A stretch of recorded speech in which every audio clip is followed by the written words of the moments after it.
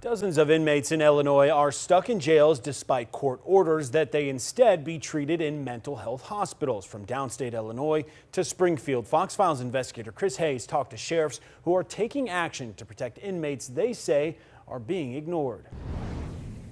A judge ordered treatment in a mental health hospital for 26-year-old Keyshawn Jennings. Instead, he remains locked in jail.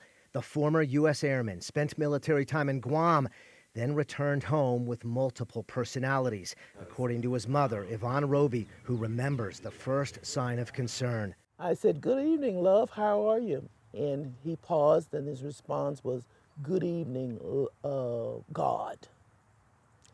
Then I knew something was wrong. Then last November, this was the scene at Yvonne's home. Police were there looking for her son. They said randomly attacked a man in a Walmart parking lot. When they stopped him, you can tell something was wrong.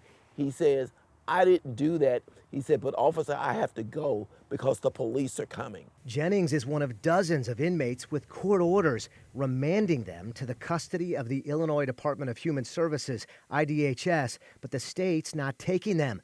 The St. Clair County Jail has 21 inmates ordered to mental health hospitals, yet they remain in jail. One inmate has been waiting 142 days. Here's Sergeant James Hendricks. As a matter of fact, if we were able to take them to DHS today, we would make that happen.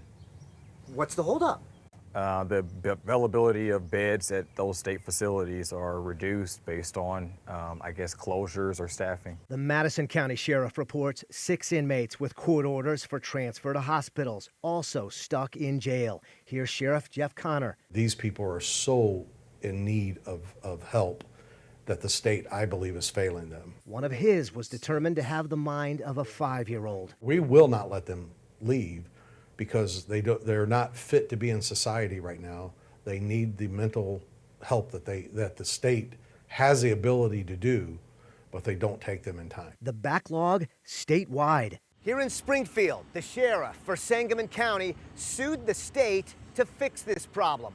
Over the last couple years, it really got out of hand where at one point we had about 14 inmates that had been declared unfit still sitting in our jail. And the help that they need is not available in our jail. We do what we have to do and what we can do, but the level of treatment they need is not available in this jail. The state of Illinois needs to do their job and take care of these inmates. A 20-day waiting period used to be the max allowed for a mental health inmate to get action on a court order for hospitalization in Illinois.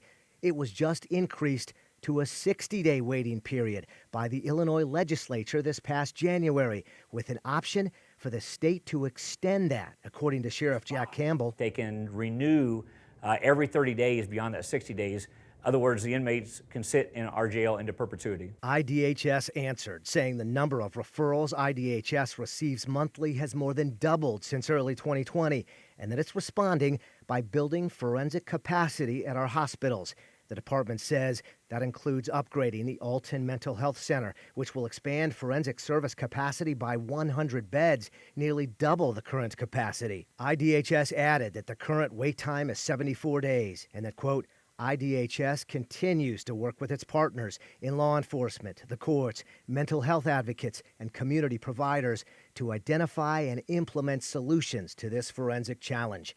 Roby fears the longer the treatment delay, the more difficult the recovery. It's probably going to take a little bit longer since he's gone so long without treatment. For the Fox Files, I'm Chris Hayes.